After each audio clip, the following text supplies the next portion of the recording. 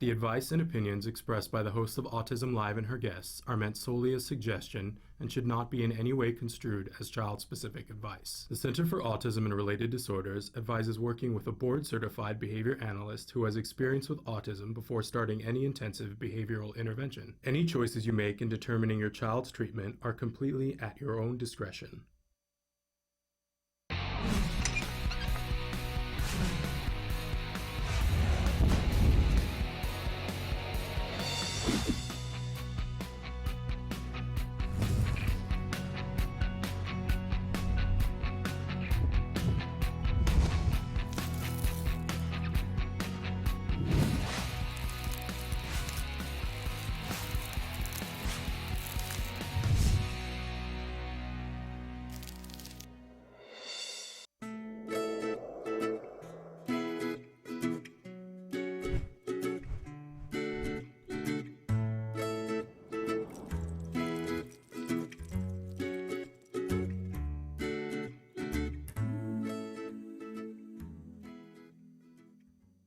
Good morning and welcome to Let's Talk Autism with Shannon and Nancy. I'm Nancy Allspaw Jackson. And I'm Shannon Penrod. Hi, Shannon. Thrilled to be here with you. Yeah, thrilled to be here with you. It's we're getting down to it, right? It's like it really is only like 2 weeks after midsummer, which is always weird, but a lot of us are getting ready to go back to school. And, I know. It's just like I'm not ready for it this year. No, it seems like it's been a very short summer. Where did the time all go? But we've got a big show for you and a lot that we got to get the wheels on the bus here because there's so much to unpack here. Right. So we're going to start with some in the news here.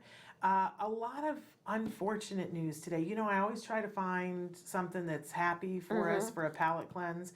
And I guess, you know, things have a progression. Everything that we have has a bad and then it has a progression that hopefully it gets better towards the end. But I don't know if you guys have been following it. I'm not very up on personalities. I'm not up on a lot of the current music acts. At all. But so there's a group called Echo Smith.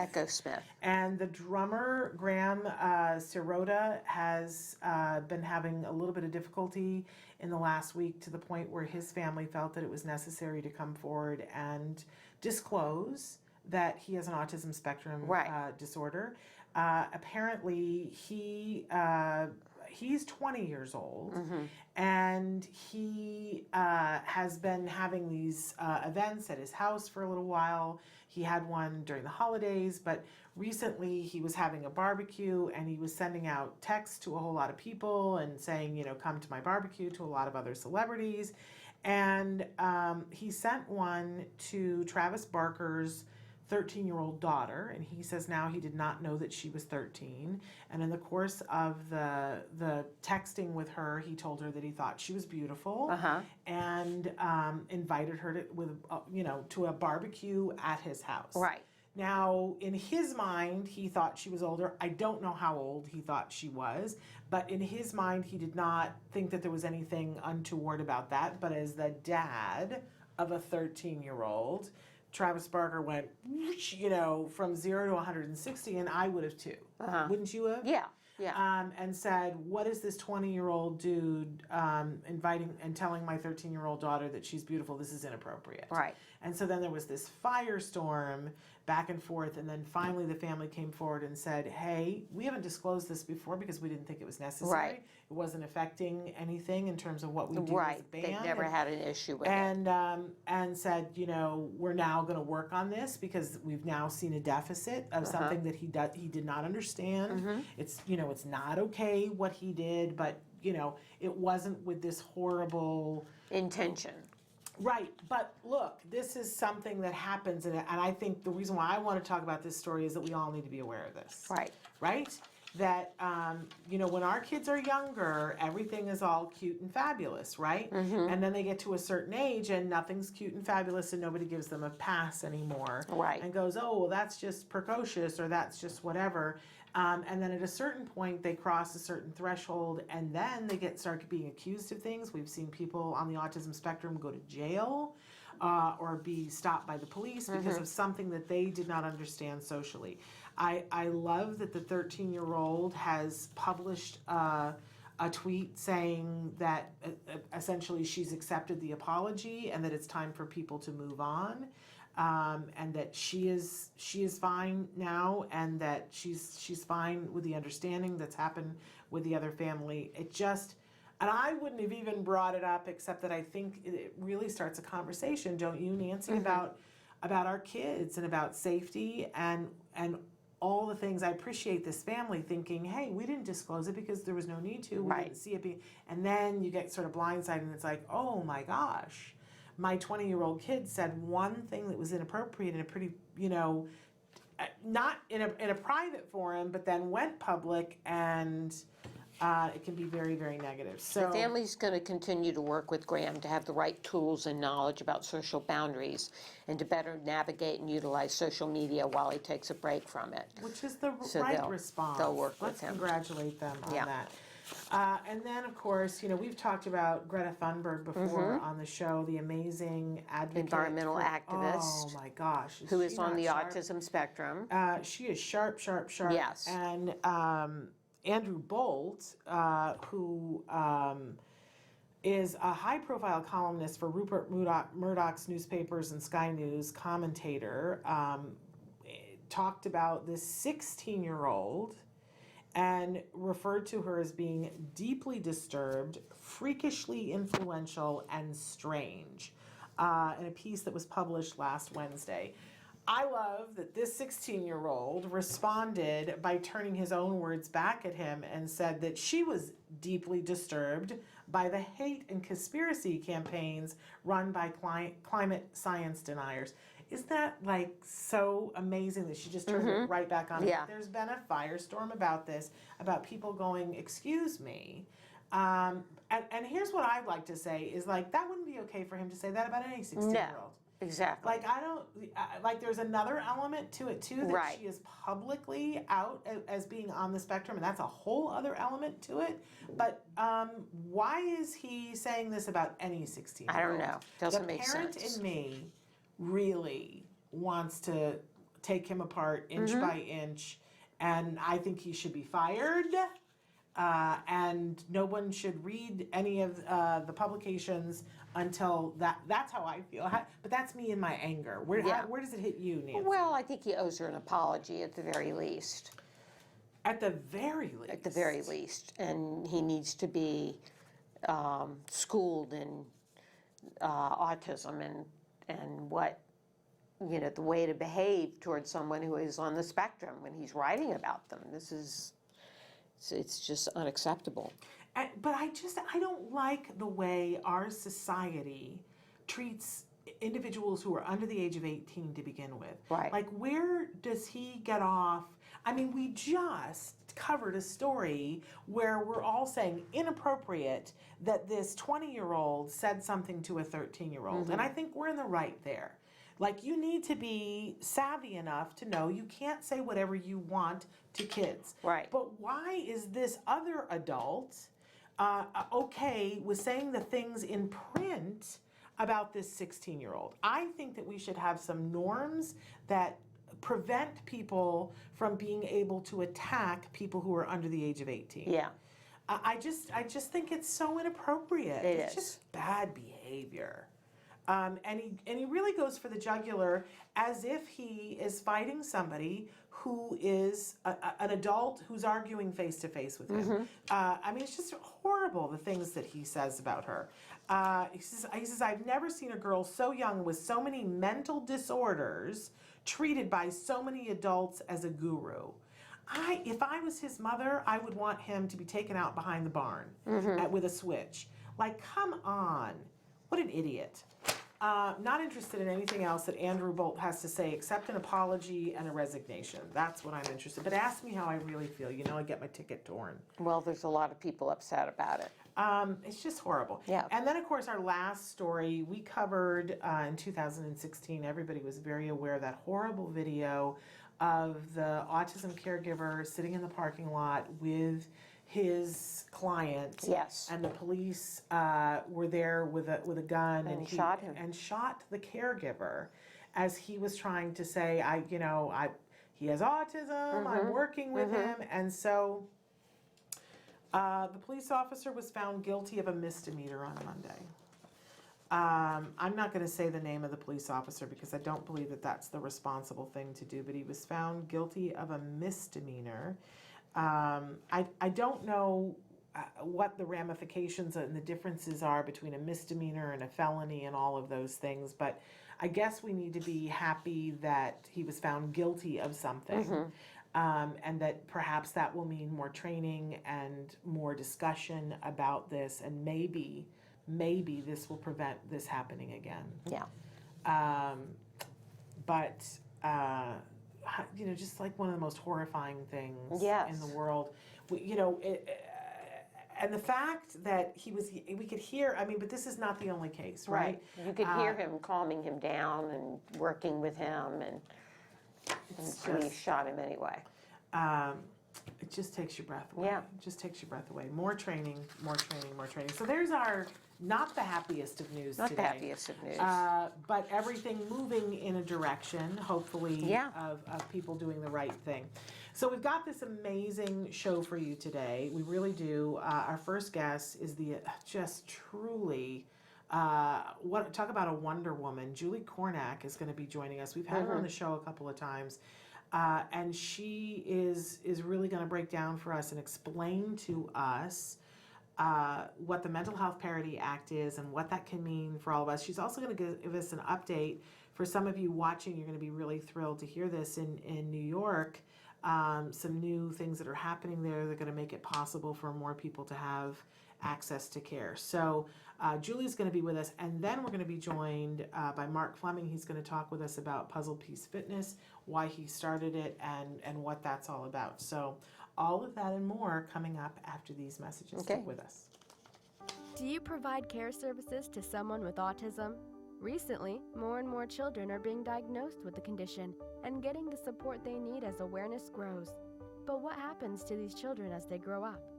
It's estimated that over 500,000 youth with autism will turn 18 in the next decade, and they'll be faced with a very difficult reality.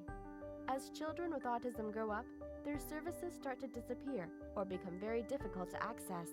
Things like medical care, mental health counseling, vocational training, and more. All services that are still desperately needed. The loss of support that youth with autism face as they grow up is so severe that it's referred to in the autism community as falling off a cliff.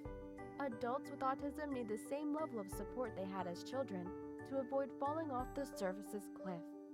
Introducing Skills Living, the web-based software designed specifically to help transitioning youth and adults with autism so they can avoid the cliff and instead fly to success. With Skills Living, help your learner with autism develop the skills they need in all the critical areas of adult life, including self-control, planning, and problem-solving, effective communication, performing life skill tasks for independent living, acquiring and maintaining employment or other meaningful activities, developing and maintaining social skills and relationships, accessing transportation and public services, and being safe. Skills Living includes a comprehensive assessment, a data collection mobile app, behavior intervention plan builder, and automatic progress reporting. It also provides a complete curriculum addressing 16 key areas spanning the entire range of functioning adulthood. Skills Living is easy to use and can be implemented by schools, parents, and autism service providers. Call or click today for your free demo and see how Skills Living can help your learner with autism avoid the cliff and instead reach their fullest potential. Skills Living. Wish, learn, become. Hi everyone, welcome to Camp Ed 2019. And we are so excited because this is our first camp where we're in our new home. We have an incredible ballroom dance class going right now, so let's come and take a look.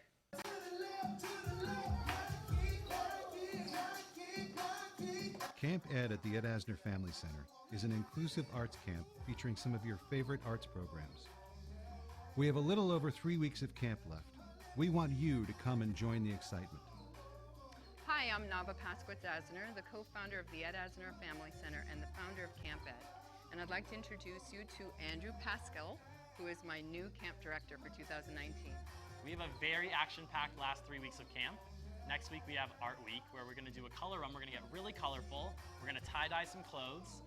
The week after that, we're doing Heroes Week, where we're going to talk about heroes as well as fictional superheroes. Our last week is Surf Week and Celebration Week. And Nava, can you tell us a little bit about Surf Week? Yes, definitely. This is my favorite day of the entire summer. We're going to be working with the amazing surf therapists of A Walk on Water, and they're just going to give us a great day, beach, fun, just a really wonderful, safe day. Please come join us at Camp Ed 2019. Yeah! Woohoo! To join us for a week or the next 3 weeks, call us at 818-302-0712. Once again, that's 818-302-0712. Camp Ed and the Ed Asner Family Center were created by our family for your family. Well, I'll be hornswoggled.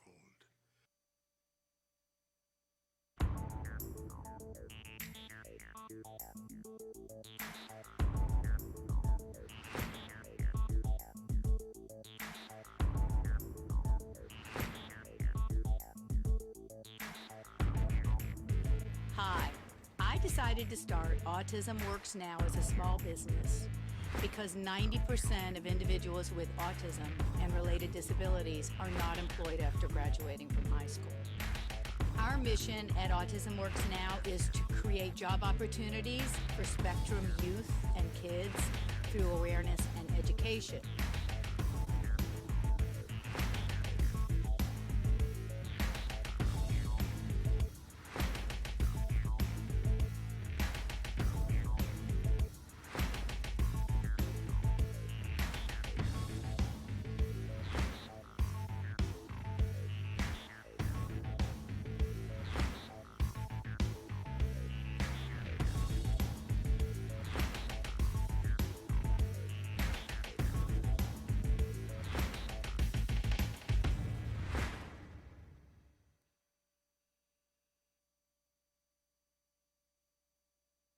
Welcome And back. we're back. And we, as One of our promised, favorite people, Julie Kornack. What's your title now, Julie? Oh my gosh, always testing it's me. a big deal. Vice President of Government Relations. Okay, Which great. is and that's for the Center for Autism and Related Disorders. Yes. Right. It's a very big deal. Right. Whenever our brains hurt too hard about government things, we run to Julie and say, "Explain this to us," which is often for me. Maybe not as much for you, Nancy, Yes, but it still is. I'm always like, "Explain it to me," Right. because I'm just not quite getting it. So we're going to start, Julie, with having you explain to us that something big is going on in New York State. Yes, not just New York, but New York is one of the ones we've had our eye on for a while. We're very Okay. excited. So in 2014, July of 2014, so just a little over 5 years ago, the Centers for Medicare and Medicaid, which we call CMS, made an announcement that sort of clarified that they call it an informational bulletin directing states to cover autism treatment for their pediatric population. That means for everyone under 21.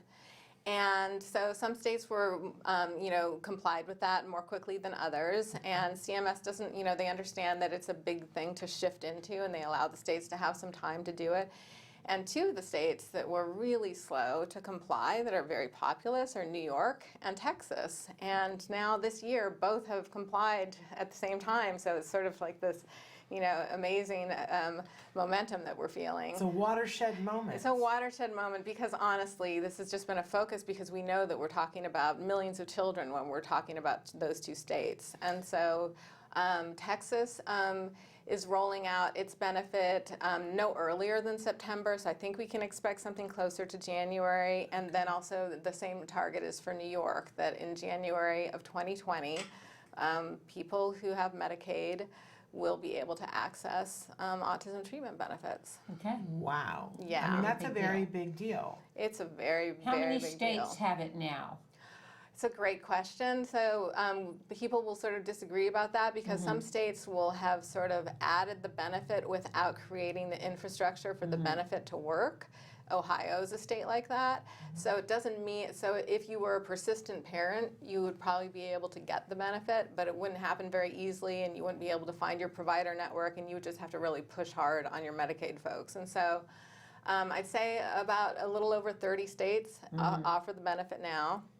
And then there are going to be people who will say it's closer to 40 states, but I'm not counting the ones that don't function. Okay. So, but I expect New York, they're doing a really good job reaching out to the community and trying to make sure that they understand everything they need to be able to roll out the benefit in a way where it will function well.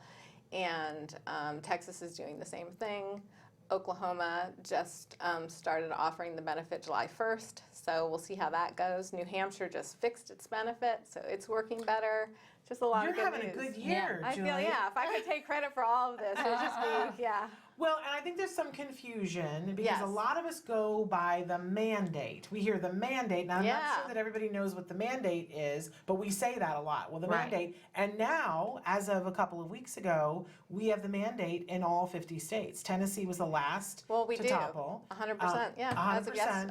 As of last week. And so the mandates are essentially, in most states, they're bills that were passed because of this amazing autism community that really generated the political will for people to get something done.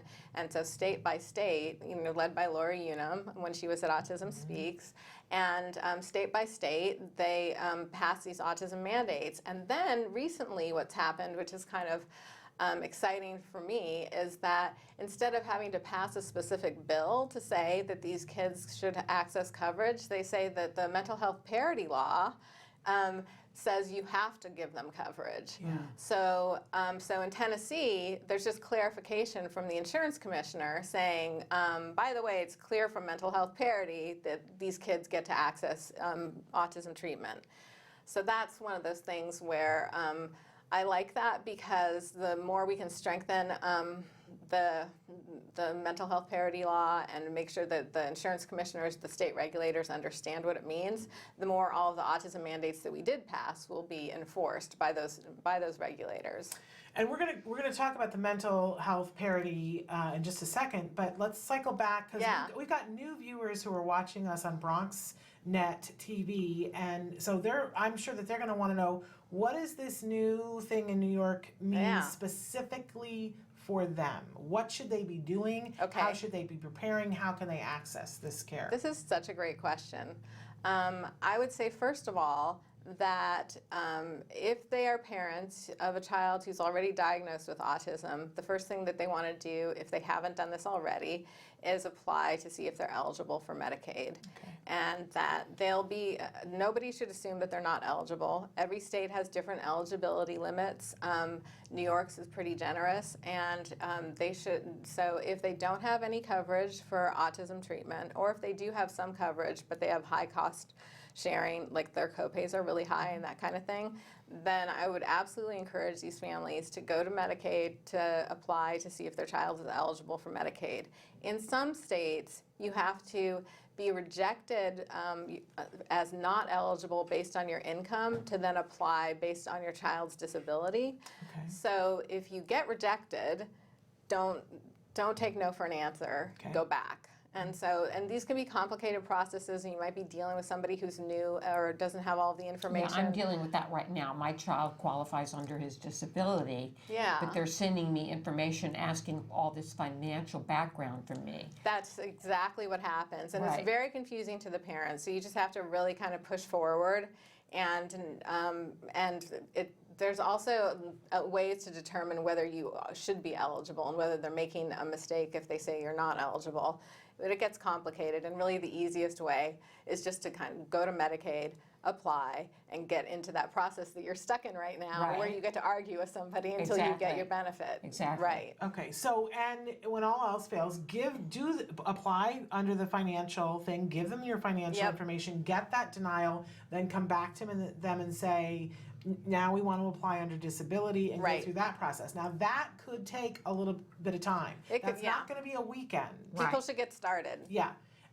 Because you were saying September they will start with this benefit, but really no, they'll roll start out in will be New York. January. They'll start in January. Okay, January. And the other thing is, if your child's been diagnosed at school but hasn't been diagnosed by someone who's not a school psychologist, Medicaid might not accept that diagnosis. Okay. So those are the kinds of things you can be exploring now to make sure that you have a diagnosis that they'll accept, or to go get the diagnosis through your, that they'll accept. Okay, so you've got some legwork to do to be ready on January 1 Yes. to be able to access this benefit. If you have to, go find the place where you can get that assessment Yes. so that you got your paperwork all in a row. Right. And I love, one of the things that Autism Speaks used to give was a whole directive about how to take care of your paperwork. And how, get a low-cost scanner, get your paperwork, scan it in, keep it all in one file on your computer, and label everything as you go. Get started with that because you're going to need these papers again and again and again and again,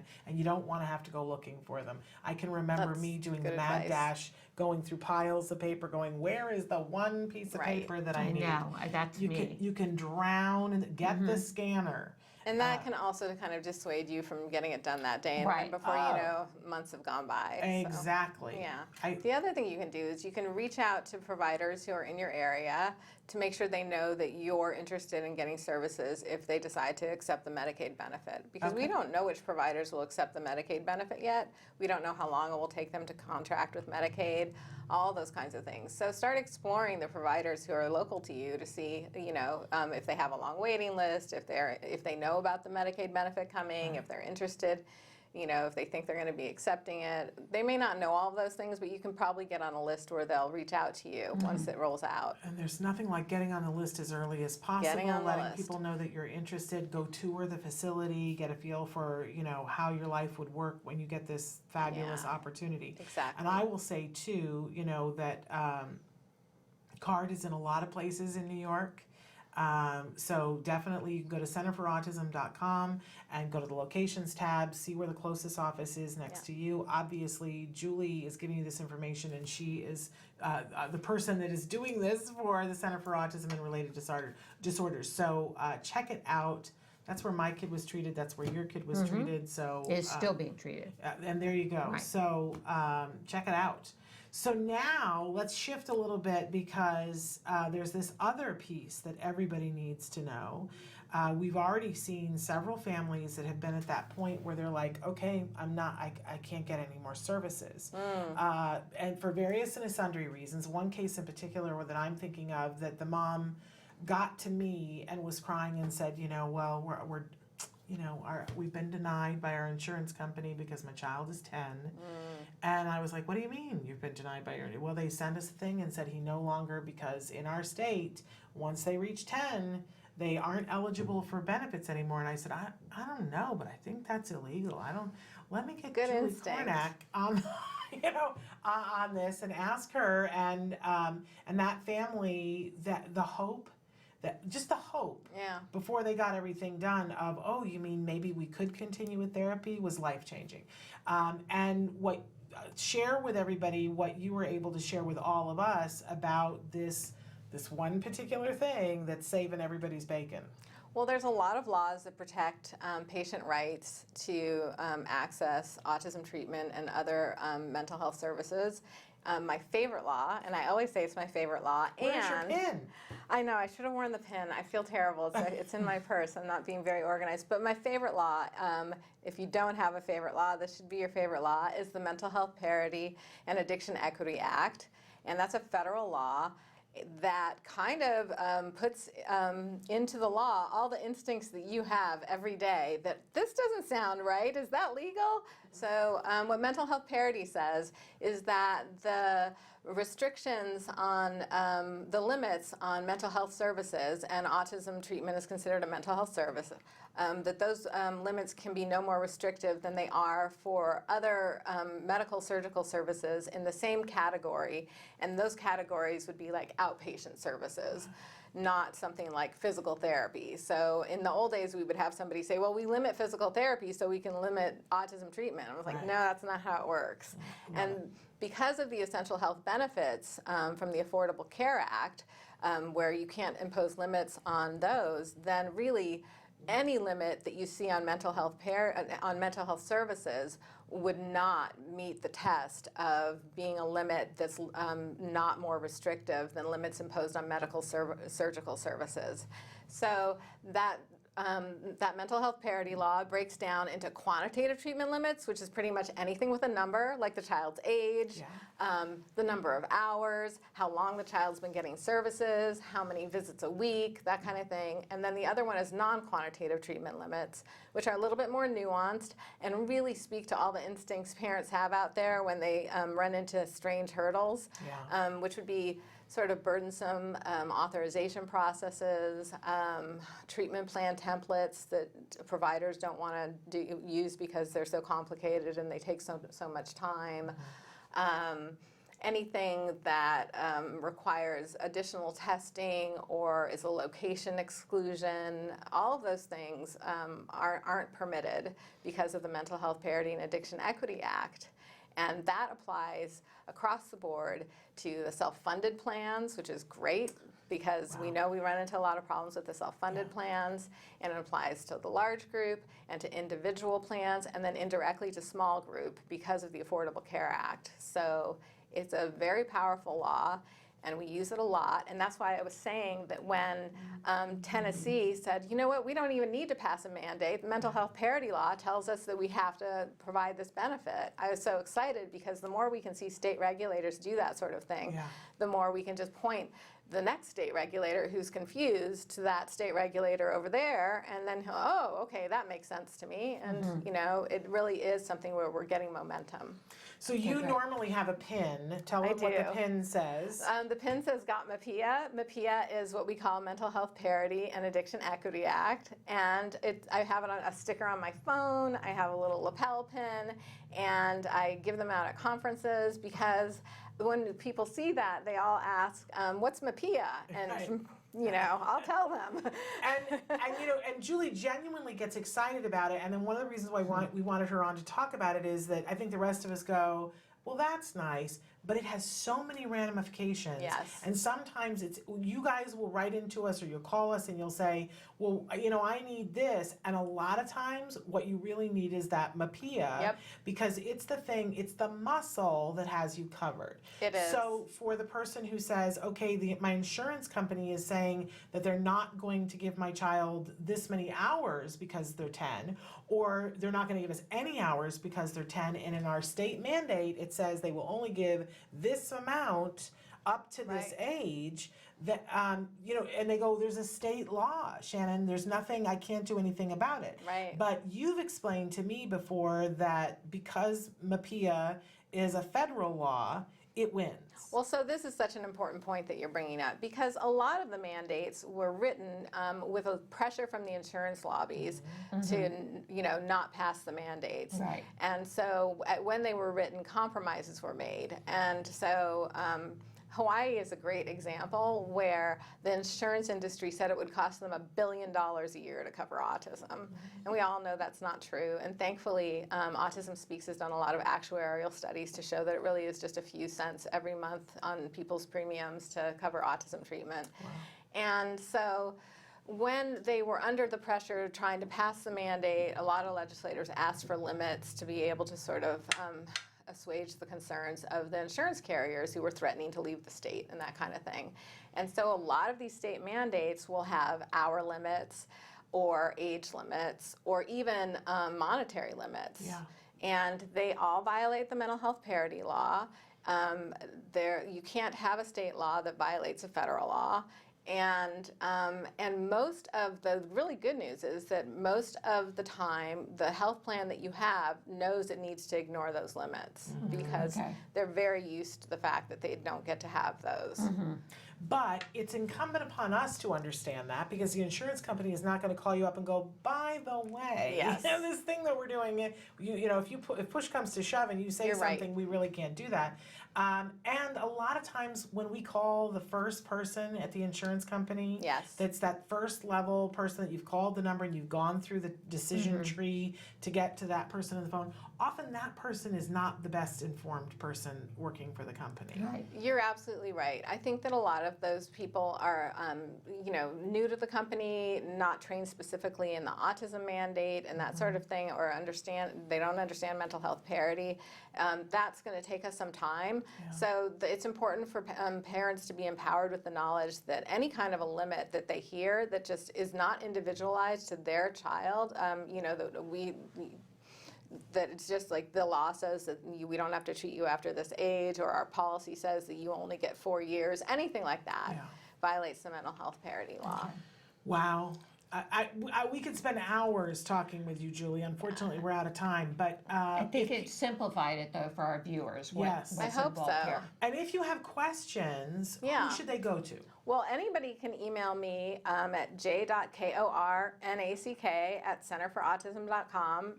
I'm happy to, I think that my email is even on our website under policy resources, but and you can I hope you don't get inundated. I'm happy for that. Okay, I really, that's because I do think we all need to be on the same page. And I just want to close with every year I go as a member of the National Coalition for Access to Autism Services. It's a provider consortium in Washington, D.C., and we go and we lobby and to make people aware of mental health parity. And this is the first year that I didn't have to explain what mental health parity was to any of the staffers that we talked to, of any of the senators, any of the congressmen, congresswomen. Everybody knows what mental health parity is, and they're all very supportive of it. It's not a divisive issue. Well, that's got to feel good for you, because I know you've been working hard to get to that tipping point. Isn't it nice to know that there's people like Julie Kornack in your corner that are working these kinds of things while you're sleeping? She's pushing and finding out the information about what's already there, but pushing for these things, and I hope protecting. I'm worried about the mental health parity, in terms of if something happens and you feel like it's in jeopardy, you will tell us and we will let you know. Right? We're making sure it's in all the new proposals that come out and all that. Great. Yeah. Great, Julie. Thank you so much for being with your us. activism. Well, thank you for having me. Okay. It's a thrill. All right, we're going to take a break, and then we're going to be back with Mark Fleming from Puzzle Piece Fitness. He's an adult autistic entrepreneur. There we go. Stick with us.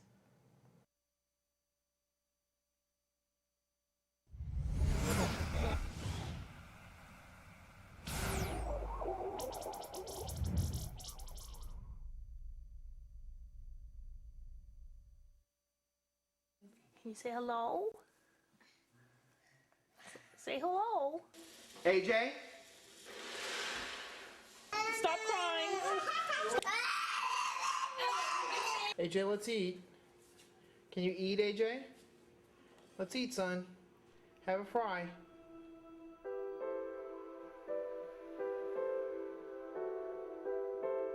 My understanding of autism was very limited.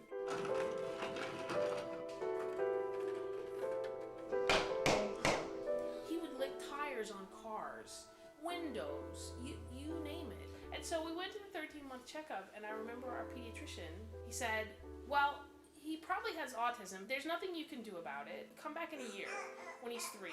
Our initial understanding of what the ABA program was basically all we picked up from this clinic in San Antonio. He didn't pick up any signs the entire 8 months that he was there. I think the difference came when we changed vendors.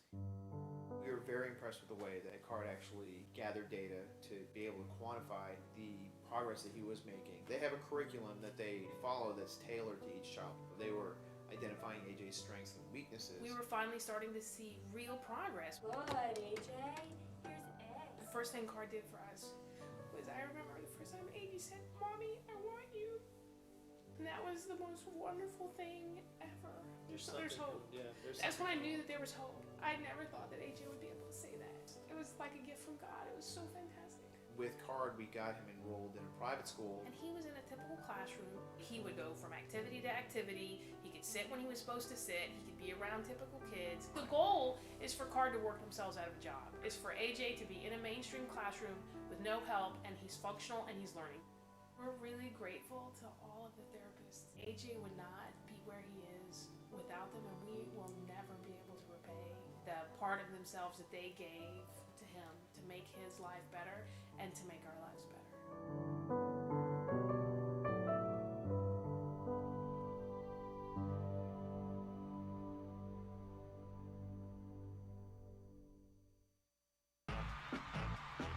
You say howdy, we say hi. Let's get rowdy, let's get wild. Let's get wild. Let's get let's get wild. Let's get wild. Let's get wild. Hi, welcome back to Autism Live. I'm Lisa Ackerman. We're here doing allergy-free cooking, and I brought my sister with me today. Jamie Davis, thanks for having me. A lot of people are asking about a allergy-free breakfast, and breakfast can be full of crap. But it's full of cereal. crap, and it's hard to do. We don't have time in the morning. We're in a hurry. We're going completely nut-free. The recipe is not personality. We can't do anything can't about. do anything about that. So we're going to start off first with. I'm using sorghum and brown rice flour. I find the texture good, and I've added some flaxseed meal. We talked about that last time, flaxseed meal for poop. Almost every one of our kids has a poop issue. What's next on the recipe is the quinoa flakes, baking powder, cinnamon, and the xanthan gum. It brings the glutinous texture back into the flour, and often what happens with these recipes is they can fall apart. This one holds up nicely. I like it. For the folks that are egg-free, we have a ton of egg replacers. One of those can be the arrowroot starch or bringing back some additional flax seeds. So there's a lot of options to go eggless, but we're going to go egg full in this one. For sweetener, I use the maple syrup. I stay away from refined sugar. What I'm adding now is the coconut milk, maple syrup, and a little bit of the coconut oil. And we're going to add in the raisins, craisins, and chocolate chips at the end. I find that chocolate chips can coax people to eat some really amazing things. When we started, Jeff had 42 food allergies, so we had to get creative in how we cooked. So nuts were a big, big issue. What I like now is that he can tolerate so many more things after we start doing this diet. So let me show you how you can deal with this sticky stuff here. You get your fingers really wet, and you can push it down. So my oven has been preheated. It's at 350 degrees. So we're gonna just throw this in. Like I said, I like it around 23 minutes, and the magic oven says, I'm done. Looks like, don't you love magic ovens? They're awesome. Here we go, pops right out. The texture of these, and it's so pretty. It looks almost like a big chocolate chip cookie, but you actually made it healthy. But you can be my guinea pig. Tell me what you think. It looks really good. Doesn't it? So the textures and the colors in there are just beautiful. So the raisins are for you, the chocolate chips are for your kid. I can't believe it's gluten-free. I know, right? It doesn't taste like, crap. We're wrapping up another cooking show. If you have feedback, you can email us at autismlive@gmail.com. We're, of course, on Facebook. You could go to facebook.com/autismlive. And of course, Talkin' Now has thousands of recipes. Join me there, and we can cook some more later on. So thanks for joining us. You say howdy, we say hi. Let's get wild, let's get wild. Let's get wild.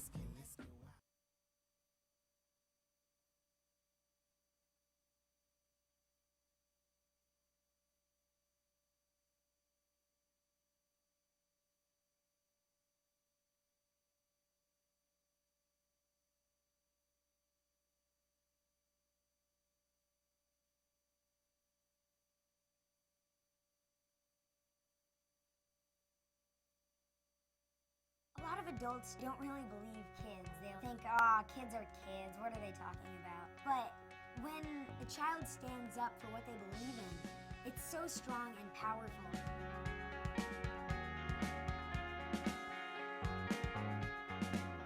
I first got involved with autism advocacy 4 years ago when my friend was diagnosed. When I found out about my friend's diagnosis, I didn't really understand what it meant.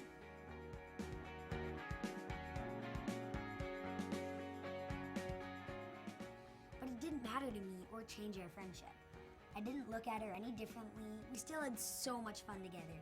Now I know that she experiences life a little differently than me, and that's okay. Knowing what she goes through has helped me to understand and be more caring towards other people in similar situations.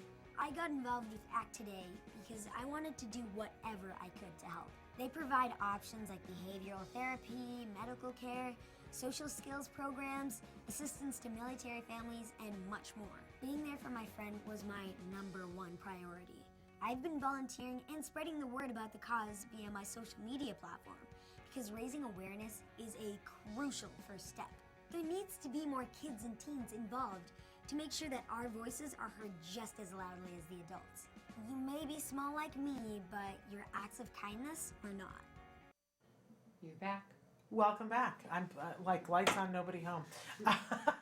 Okay, we had a little bit of technical difficulty. We have Mark Fleming joining us via Skype. And so, Mark, welcome to the show. We should say that Mark is an adult autistic entrepreneur, and he has founded a personal training business called Puzzle Piece Fitness LLC. Everything is not my friend right now, but what I love, Mark has a bachelor's and a master's degree in exercise science from the University of Alabama. He is a certified personal trainer and a group fitness instructor from the American Council on Exercise, along with numerous specialty certifications. He also wrote a research paper in grad school regarding all of the research done on autism spectrum disorders and exercise, which I want to see this. Anyway, Mark, welcome and thank you so much for being with us. Hi, thanks for having me. I'm thrilled to have you here. Talk to us a little bit about how you founded Puzzle Piece Fitness. So I went through grad school doing exercise science, and shortly after, I was having some trouble getting a job, so I ended up taking a job as a behavior assistant. And during that job, I found that there was a deficit in between kids graduating from OT and PT, and then they would come to Special Olympics in their 30s and 40s and show some of the same deficits that had been corrected in therapy. And so I decided I know exercise, so I can fill in that gap. Well, and there's a lot of people, Mark, that just don't understand what an important piece exercise is for individuals on the autism spectrum. Clearly, you get it. Teach all of us about why this is such an important piece of the puzzle. Because it helps reduce the stress, and if you reduce the stress, you can also possibly reduce some STEM behavior, which then can help a child learn a lot more in a shorter amount of time, and thus improve a lot of functions throughout life. There's also obviously cardiovascular diseases that you can prevent, and other things like that. So obviously the main benefit is to kind of help with focus and decrease stress.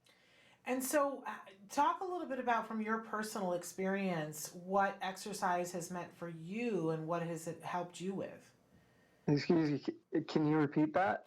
How has exercise affected you in your life? How did you benefit from exercise? Well, it definitely helped me to be more social. Sports growing up was kind of my outlet.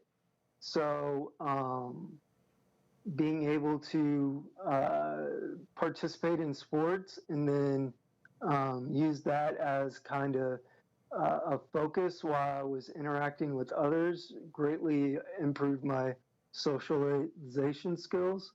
And then obviously with stress, I was a lot less stressed every time I was active during my childhood and whatnot. So,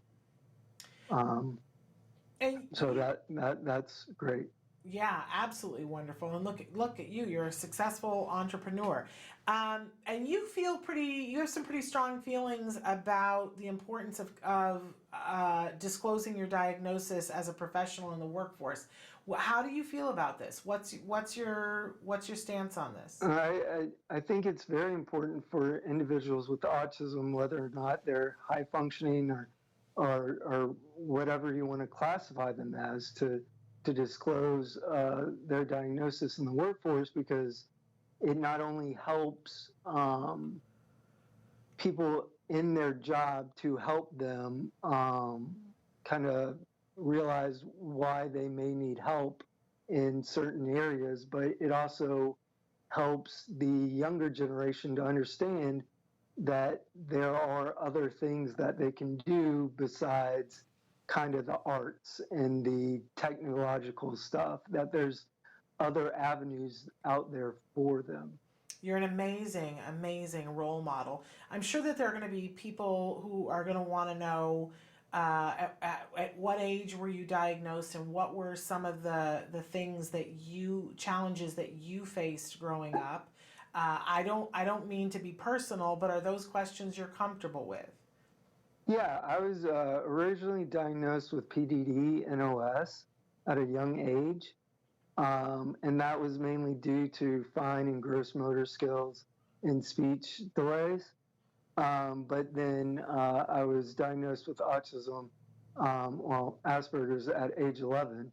And a lot of my issues had to deal with socialization, besides the fine and gross motor stuff. Making friends wasn't very easy. I was pretty okay at school, but besides that, it was mainly socialization was the worst. And we're running out of time, but I know that one of the things that parents frequently, when they realize, oh my goodness, my child needs to get some of this physical work, and they're not sure who to take them to. Are there certifications that we should look for? Is that something that's important if we're taking our child who has a disability to do this kind of work? Yeah, it's very important to, when you're looking at personal training, to get a certified personal trainer. There's a lot of individuals out there right now that don't have any sort of credentials. There's people out there that have weekend certifications that are working with individuals with disabilities, and I believe that sends a wrong message to the individuals with disabilities, saying that they don't kind of deserve professionals to work with them. So definitely making sure that who's working with your child or your loved one, make sure that they are certified, because there's a lot of things that go into that certification process that ensures the safety of the individual being trained. Which certifications should we look for? You are certified by the American Council on Exercise. Clearly that's a good one. Are there other ones that we should be looking for? The National Academy of Sports Medicine. Okay. And also ACSM, the Academy the ACSM and NASM. I don't remember what the abbreviations are right now, but those two are probably the top organizations. And obviously the American Council on Exercise is also a good one. Wonderful. But this is an important piece that people need to be aware of. Exercise, as you said, everybody's looking for the answer to the stress piece. Like, all of us have kids on the spectrum that are in different places in terms of anxiety and stress. But there have been so many studies, too, that have shown that exercise and crossing the midline can help with cognition. You were saying that it helps with social skills. There's a great deal of research that's been done on this. Now, if people want to come to Puzzle Piece Fitness in particular, where can they find more information? They can go to www.puzzlefit.com. Okay. Mark, thank you so much for being with us. We really appreciate you being here. Thank you for having me. And we hope to have you back again soon. Thank you so much. Bye-bye. Sounds great. Bye. All right, we're going to take a short break, and then Nancy and I are going to come back to close out the show. Stick with us.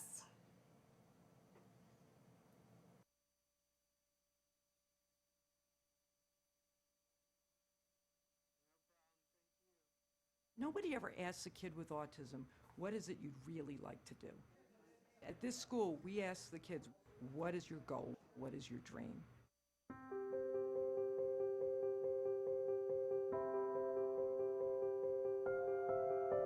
Exceptional Minds is a vocational training program for young adults on the autism spectrum who want to have careers in computer animation and visual effects.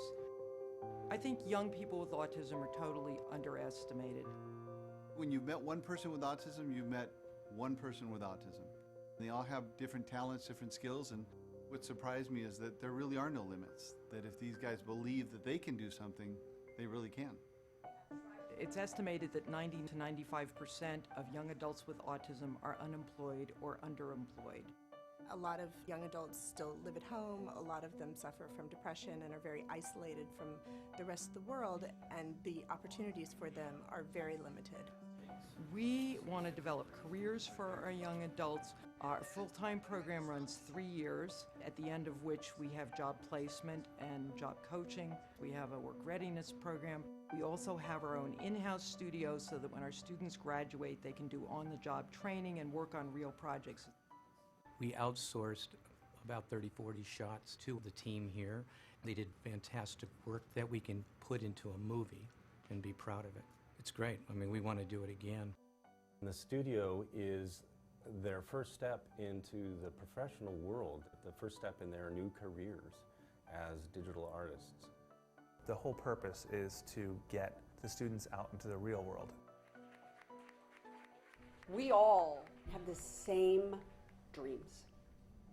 We want significance, dignity, and purpose with our lives. We have an opportunity to give those 3 words to every single student at this school who will actually be able to go out and participate in the dream. This is my first full-time, full-paying job. I primarily work in After Effects. I learned After Effects at Exceptional Minds. It seemed like a good place for me to fit in because I was interested in animation. Right from the first day that Nicky set foot in our company, he was producing work for us. We saw what level of professionalism is being instilled in them from the very beginning. This was the first opportunity where Nicky could combine something he loved to do with something he was really, really good at that could eventually lead to employment. When we first met Kevin, he was working at a supermarket bagging groceries, and they said he would never amount to anything else. I work at Stargate Studios, and I'm a junior compositor. I mainly do like rotoscoping right now, and I'm still learning. I think that you find great talent in the most amazing places. The students at Exceptional Minds have had a fair amount of training to get them ready for the visual effects environment. If it wasn't for Exceptional Minds, I might still be at the supermarket, and I might be living at my parents' house. Everything's changed. Nicky has purpose. It feels like I'm a member of society now. He's capable of making it on his own. Once you get inside and you see what's really happening there, you immediately want to be a part of it. It's the dream factory, you know, the movie business, and if you can connect people with their dreams, then the magic happens. At Exceptional Minds, we like to say that we are changing lives one frame at a time.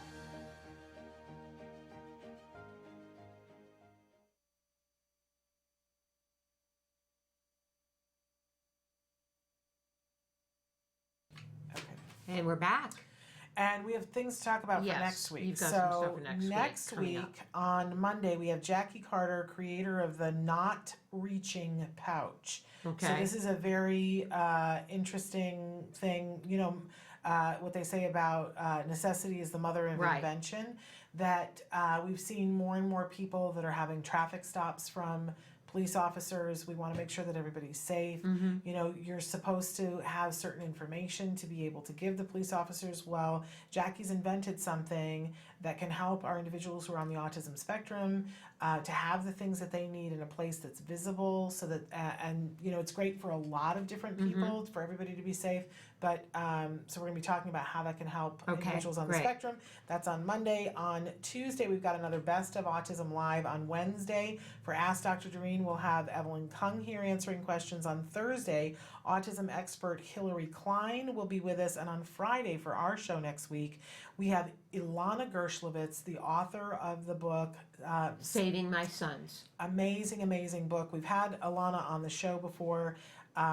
She's a force to be reckoned with from South Africa, and has been instrumental in bringing ABA and help to so many To people South in South Africa. Africa. It was just an amazing person. And then we also will have Vince Redmond. Okay, That's good a show. nice lineup Okay. for us and for the whole week next week. So that's next week. Okay. We hope that you will join us Yeah. then. Until then, give your kiddos a hug from me. And yourself a hug from me. Bye-bye. Bye-bye.